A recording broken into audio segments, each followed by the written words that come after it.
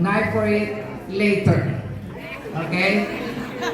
So, what will happen is, we usually have all the food in the middle of the table with banana leaves. But because of the amount of people that we have, that means a lot of volunteers needed to prepare this.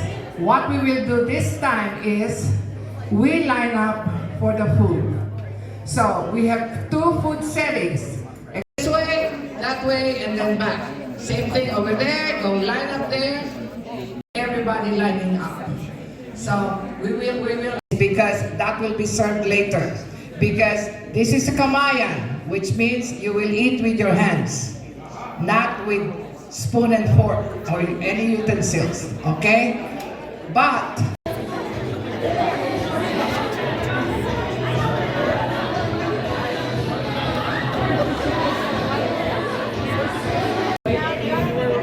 the same batch.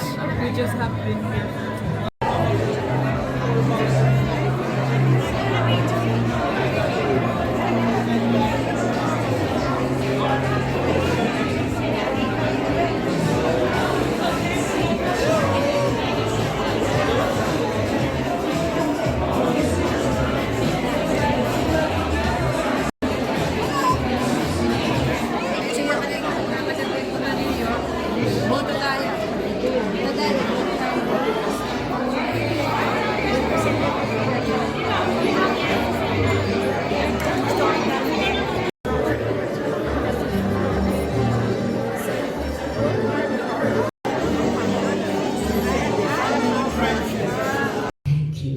We thank you for making this event possible.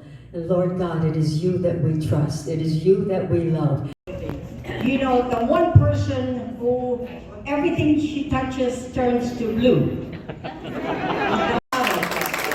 You know, when she will ask any one of us, me included, to say jump, I say how high. Margie Gonzalez.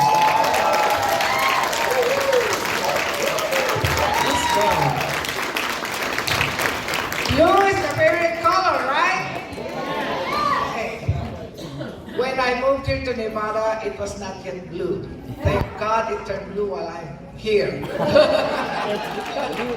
Because of you. Okay. I'd like to welcome everyone to this Kamayan event. You're a hero here in America, here in the United States. We're so proud of Larry Leon.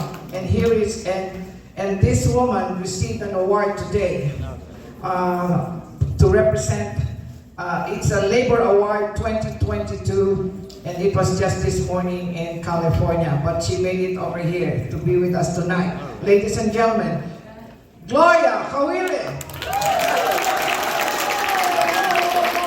Thank you, Margie. Thank you very much.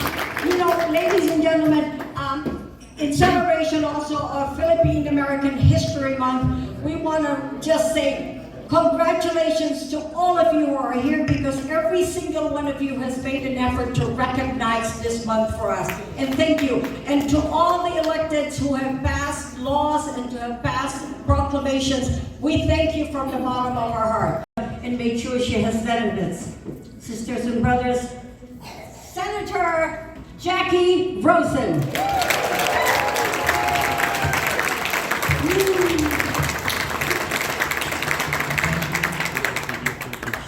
Well, I am the only one not on the ballot this time. So what I get to do is be the cheerleader for everyone here who is, and tell you why I love to work with them. That we need to have them here in our state, in our city, fighting for all of you, along with, well, we're gonna thank Margie. Where'd she go? Oh, there she is. I didn't see you behind the blue balloons.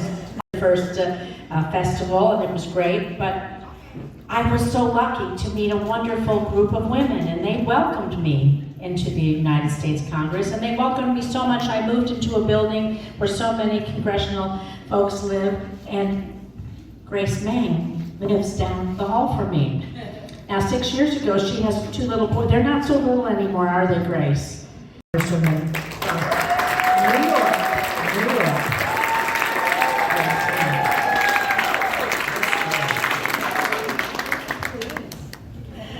Good evening, everyone. Good evening. It is such an honor to be here, to be back. I don't know if anyone remembers, I was here 4 years ago when we first elected our governor, Sisolak, Senator Rosen, and Congresswoman Susie Lee for the first time. And thank you, Jacky, for your kind words. We are neighbors, but I just want to tell you how incredibly grateful and how lucky all of you are to have 2 amazing senators. Most of them are still in the Democratic Party. Yes, they are. To make sure that we're not just operating in silos, but that we're working together and helping to lift each other's communities up. And his voice is so valuable in Congress. Dina Titus. Dina's one of my first friends in Congress, and I won't get into the long, nuanced, boring story level. And also to our Attorney General, Aaron Ford, who took me to church a few years ago. You keep up the good work. You've been watching him virtually.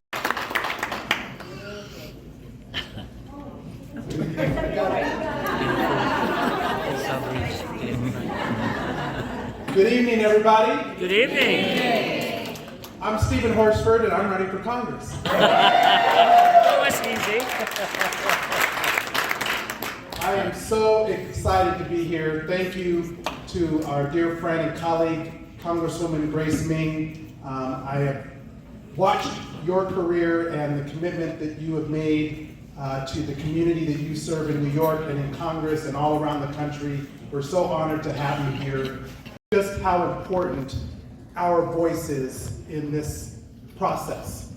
And when I look in this room, it's why I love Nevada. It's why I love Las Vegas. Because look at us. Look at how diverse and strong we are as a people, as a community. And the Filipino-American community here in Southern Nevada is strong, it's growing, and I want to thank the leaders of this community who have helped teach me about the priorities that we need to deliver on your behalf. Definitely the Filipino Nurses Association who hold it down, and to SEIU 1107 and all of the to our Filipino educators throughout our school district, to Marge and Gloria and Rosetta and Luisa and everyone who has done your part over the years to help build bridges with communities all across this valley. I'm honored to be able to serve the people of Nevada's 4th Congressional District. It's a diverse district, demographically and geographically, and it's why I love Nevada. But we, from healthcare to women's freedom, to making sure that we're creating good paying jobs for all communities, to supporting investments in every community, not leaving anyone behind. I know Dina Titus as a hard worker, as a fighter. She doesn't give up, and it's why we have to make sure she's returned to District 1. Give it up for my colleague, Congresswoman Dina Titus. So much, Stephen. I am Dina Titus, and I am your representative. We're still here in District 1. Thank you so much. You know, it's a pleasure to be here and to see Grace. You know, Jacky mentioned the science project that the boys were doing. She didn't mention it was a volcano that erupted all over the house. So thank you for coming back, Grace. It's a pleasure. And you stole some of my thunder. I wanted to mention Erica being our first. We were out canvassing the other day. Our districts overlapped, and what an honor it was. So congratulations for your. You know, Stephen was right. This is a critical election. We've said it so many times, but this time it is absolutely true. Because it's not just health care on the ballot. It's not just abortion on the ballot. It's not just small business on the ballot. It is democracy on the ballot. Everything is at stake. If these people take over, they will undermine elections. They will roll back the rights that we have worked so hard to gain. They will not recognize the diversity that makes us so strong. And we'll be going back to the good old days of 50 years ago. And those days weren't all that good for some of us, I can tell you. So we've got to turn out, we got to fight back, and we got to win this election up and down the ticket. Now, I'm preaching to the choir here. I know y'all have been coming for your First Amendment rights. What are we going to tell them? We're coming for you. And when they say we don't care about women's personal freedoms, we're coming for that. Well, let's tell them we're coming for you. So let them know who's coming and what we got in mind. And somebody who is leading this charge to help us succeed in coming after them is your wonderful governor, Steve Sisolak. I got it, I'm ready. Okay, first off, I'm going to apologize. My voice is 2/3 gone. I think this is our 6th or 7th event we've had today. Hard. And the first person I want to acknowledge is the best first lady in the history of the state of Nevada, my wife, Titus. She has had to endure the Asian hate that became so prominent in this country, personally. And I saw it on a day in and day out basis and know what she and her family went through. So much. We gave teachers a first raise that they had gotten in over a decade. And we cannot let Republicans roll that back. No way, they're getting another raise next time around, because I have met 1,000 teachers across the state of Nevada, at least 1,000. And there is not one of them, not one, that couldn't make more money doing something else. But they teach because they love kids. They love kids and they love imparting their knowledge to these kids and making their lives better and giving them a better shot in life. So thank you for what you do to help all of our students every day. When it comes to healthcare workers, I tell you what, we burned out our healthcare workers over COVID. I had healthcare workers, nurses that were doing double shifts and sleeping in their garages because they didn't want to take a chance of infecting their family or their kids. That's how dedicated they were. When people couldn't get in the hospital, I had some pretty prominent Nevadans call me up and say, Governor, I've supported you your entire career. I've never asked you for anything. I want a favor. Sure, what do you want? Keep the house and say goodbye to my parents. Say goodbye to my kids, because they were dying from COVID. And I had to say, no, I couldn't do that. And the nurses, the healthcare workers would FaceTime families so that they could get to interact with their family and say goodbye. They performed the Lord's work, and we will never forget them for what they did. And the Filipino community makes up such a big part of our nurses. And the other area that they do so much is in our home healthcare workers at SEIU. Is SEIU in the house? Yes, they are. They do so much. We announced, we put it in my budget, that we raise the medical reimbursement rate, and their minimum wage goes to $15 an hour as soon as we get back to Carson City, because of what they've done. I tell you, we accomplished a lot of good stuff, but what Dina said is absolutely true. All the good that we did, they want to undo. They want to roll it all back, and then some. They don't believe in unions. They don't believe in minority rights. They don't believe in a woman's right to choose. That's how far they've gone. And if you think the Supreme Court is going to stop there, you're sadly mistaken. They're coming after somebody next, whoever that's going to be. We can't let that happen. We cannot let it take a step backwards. So she really needs no introduction. I introduced her anyway. All right, are we going to send him back another 4 years? Yeah! All right, here's the deal. You all know this. We've been out since 9 a.m. this morning. We're everywhere. The board election, right? Yes. We all know that. You know that. But here's what I want everybody to remember. This community and who we are is just beautiful, and it has grown.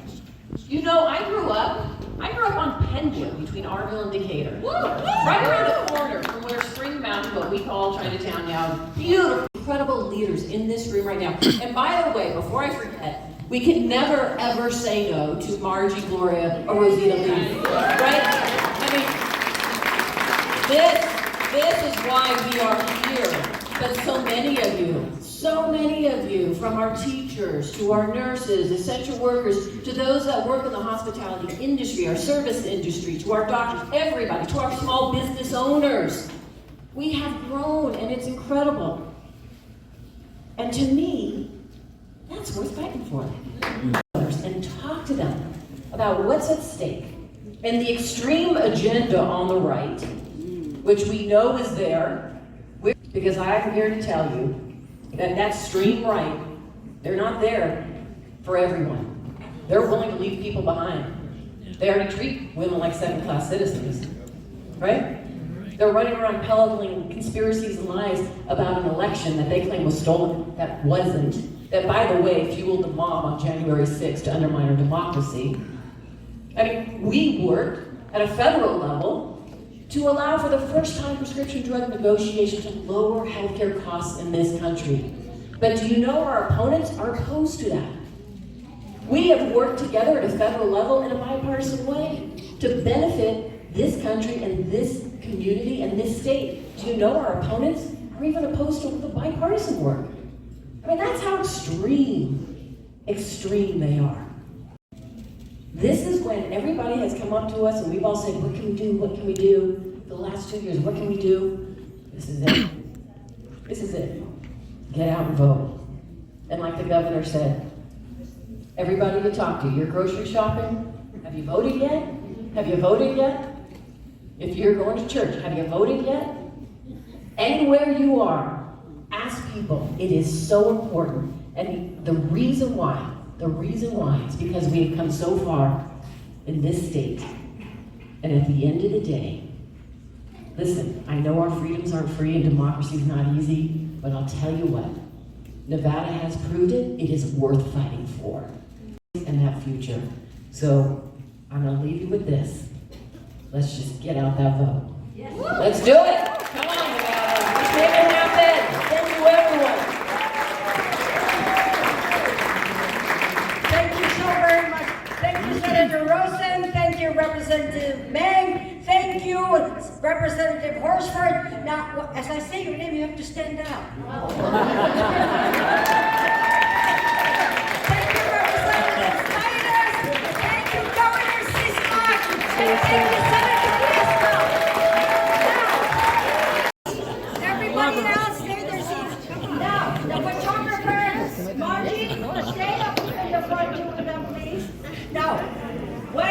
say turn around, only the candidates turn around. Turn around, you will be lost in the picture. This is the important event for us, Filipino-Americans. And tonight I will tell you how Kamayan started. Okay? This is when we had the natives from Indonesia. I'm like, dude, I had the mic. Alright, cool. That's how I treat my children. So back in the days, during the pre-Christian era, we had, the Philippines is actually a melting pot of Malays, Indonesian, and all the other Asian countries, Chinese, Japanese. And before the Catholics or the Catholic priests came, we were all tribes. We were very tribal. So it consisted of the chief. They called the chief in the South Datu, right? And the Kamayan is a way for him to get his constituents to gather together, right? So you're gathering together in this feast, because that's what Kamayan is. It's a feast, right? Now, it's their way of breaking bread with the constituents.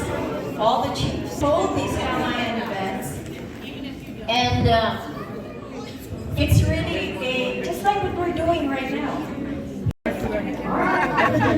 He's got the butcher. Grace, you want to come in?